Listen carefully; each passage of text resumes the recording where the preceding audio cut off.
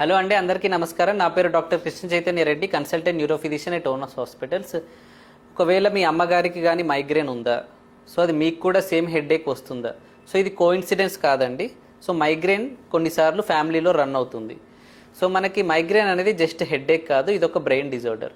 So మనకి research ప్రకారం పేరెంట్స్లో ఒకరికి గనక మైగ్రేన్ ఉన్నట్టయితే చిల్డ్రన్కి మైగ్రేన్ వచ్చే ఛాన్సెస్ మనకి 2 to 3 times ఎక్కువ ఉంటుంది. అండ్ ఇద్దరు పేరెంట్స్కి మైగ్రేన్ ఉంటే రిస్క్ ఇంకా ఎక్కువగా ఉంటుంది. సో అందుకే చాలామంది పేషెంట్స్ చెప్తారు, డాక్టర్ గారు మా అమ్మకు కూడా మైగ్రేన్ ఉండేది, ఇప్పుడు నాకు కూడా ఉంది అని చెప్పేసి. సో రేర్గా కొన్ని ఫ్యామిలీస్లో మనకి ఫెమిలియల్ హెమిప్లీజిక్ మైగ్రేన్ అని అంటుంటారు.